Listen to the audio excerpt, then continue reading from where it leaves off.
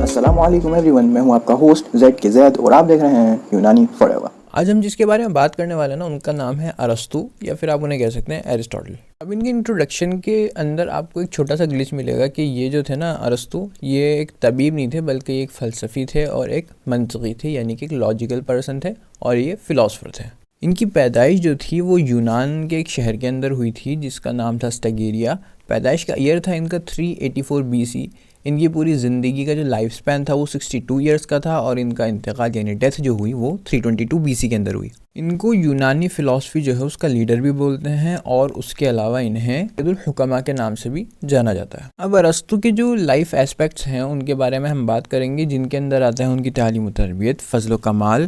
فضل و کمال کے اندر بھی کہ جو ارسطو تھے وہ ایک فلسفی کی حیثیت سے کیسے تھے، ایک حکیم کی حیثیت سے کیسے تھے، اور ایک رائٹر کے نظریے سے حیثیت سے وہ کیسے تھے، یہ ہم پڑھنے والے ہیں۔ اب ہم تعلیمات کی بات کریں تو ان کا جو تعلق تھا، ریلیشن جو تھا، وہ یونان کے مقدس یعنی کہ ہولی خاندان جسے کہا جاتا ہے اس سے تھا۔ وہ خاندان تھا اوبویسلی اسقلیوس کا خاندان۔ ان کے والد صاحب کا نام تھا نیکوماچس یا نائکومیکس، تو ایکچولی ان کے فرسٹ ٹیچر بھی رہے، اور جو میسیڈونیا کا بادشاہ تھا ایمائنٹس سیکنڈ، اس کے وہ درباری طبیب بھی تھے۔ ابتدائی تعلیم والد صاحب سے حاصل کرنے کے بعد میں جب یہ اپنی 17 ایئرس کی ایج کو پہنچے تو یہ اور نالج حاصل کرنے کے لیے ایتھنز کے اندر چلے گئے۔ اب ایتھنز جب گئے وہاں پہ تو انہیں وہاں پر استاد کی حیثیت سے ملے پلیٹو یا پھر افلاطون جن ہم کہتے ہیں۔ وہاں انہوں نے نا علم اللسان، صرف اور نحو جو ہے ان سبجیکٹس کے اندر بہت اچھی طرح مہارت حاصل کر لی، اور جو باقی بچے ہوئے سبجیکٹس ہیں جن کو انہوں نے بہت اچھی طرح سے سیکھا وہ کچھ اس طرح سے ہیں۔ انہوں نے ان ٹاپکس جو تھے یا ان سبجیکٹ جو تھے ان کو یا ان کا بھی اچھی طرح نالج لیا۔ وہ کون کون سے تھے؟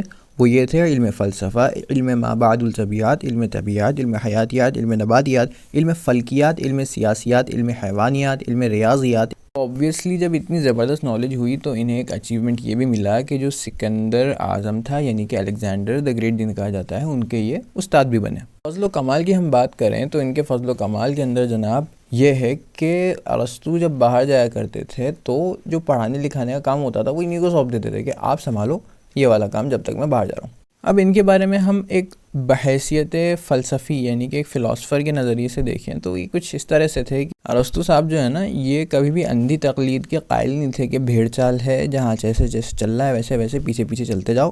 خود پہلے اس چیز کے اوپر غور کرتے تھے، فکر کرتے تھے، سوچتے تھے، اس کے بعد میں اپنی اس چیز کے اوپر رائے قائم کرتے تھے۔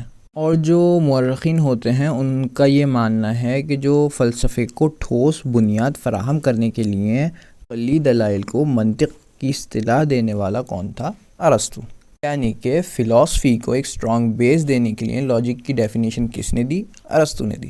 اب اگر ان کے بارے میں ایک حکیم کی حیثیت سے جانا جائے تو وہ کچھ اس طرح سے ہے کہ تو اب یہاں پہ حکیم جو ورڈ ہے نا وہاں پہ اس کا مطلب جو ہے نا ایک ڈاکٹر سے نہیں ہے کہ آپ کہیں کہ ڈاکٹر تھے یا طبیب تھے، بلکہ ان کے لیے حکیم اس لیے استعمال کیا گیا کہ یہ اہل کائنات کا فلسفی علم رکھتے تھے، یعنی کہ اہل کائنات کائنات کے اندر جتنے بھی لوگ ہیں ان کی یہ فلاسفیکل نالج رکھتے تھے۔ انسان کا جو جسم ہے اس کی تشکیل و ترتیب یعنی کہ اس کی کمپوزیشن سے ریلیٹڈ بیسک نالج کی انہوں نے معلومات دی، اور اس کے علاوہ انہوں نے تحقیقی مواد پیش کیا یعنی کہ ریسرچز پرووائڈ کریں۔ انہوں نے یہ بھی بتایا کہ ہیومن باڈی جو ہوتی ہے اس کی جو تشکیل ہوتی ہے وہ بنتی جو ہے وہ مرد و عورت دونوں کے ذریعے بنتی ہے، اور اس کے علاوہ جو سیمن ہوتا ہے وہ پرووائڈ کرتا ہے، اس کا جو مزاج ہوتا ہے وہ یہ ڈٹرمائن کرتا ہے کہ جو جنین ہوگا، جو نیو بورن بیبی ہوگا وہ بوائے ہوگا یا گرل ہوگا۔ یہاں پہ یہ چیز نوٹ کریے گا کہ جو مزاج کی بات ہو رہی ہے نا یہاں پہ، وہ یہ امور طبیعی کے اندر آپ پڑھتے ہیں مزاج معتدل والا جو ہے یہ وہ والا مزاج معتدل نوعی، مزاج معتدل صنفی، مزاج معتدل شخصی، مزاج معتدل عضوی بالقیاس الخارج داخل والا، یہ وہ ہے۔ اور یہ بھی بتایا کہ کوئی بھی فیٹس ہو میل یا فیمیل وہ ایک ہی رحم کے اندر، ایک ہی ووم کے اندر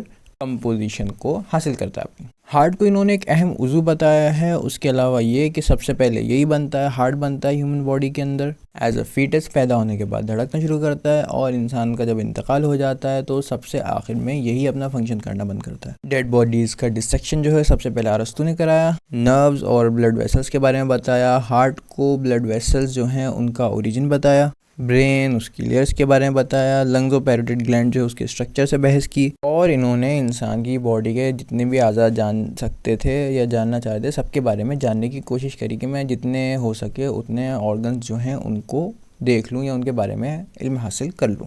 ہم ان کے قول کے بارے میں بات کریں تو ان کا قول یہ ہے کہ بدن کے اندر موجود کوئی بھی چیز بے مقصد نہیں ہوتی، قدرت کوئی کام بغیر مقصد کے انجام نہیں دیتی۔ اینڈ لاسٹلی ایک مصنف کی حیثیت سے تو انہوں نے الگ الگ ٹاپکس کے اوپر بہت سی الگ الگ بکس لکھی، لیکن کوئی اسپیسیفکلی بک نہیں لکھی کہ یہ خاص طور سے طب کے اوپر بیسڈ کتاب ہے، لیکن یہ کہ کچھ بکس ایسی ہیں جو کہیں نہ کہیں کسی نہ کسی ایسپیکٹ کی وجہ سے وہ طب سے کنیکٹ ہو جاتی ہیں۔ ان کتابوں میں سے چند کتابیں ہیں نا وہ کچھ ایسے ہیں: کتاب الحیوانیات، کتاب فی طبائع الحیوان، کتاب فی الطب، کتاب فی النبض، کتاب فی النبض کے بعد ہے کتاب فی تناسل الحیوان، کتاب فی الباء، کتاب فی العزم، کتاب فی نفس الدم، کتاب الریاضت یا کتاب الریاضہ ایٹسٹرا ایٹسٹرا۔ انہوں نے اور بھی بکس لکھی ہیں اور یہاں پر رسوجات جو ہیں وہ کمپلیٹ ہوتے ہیں۔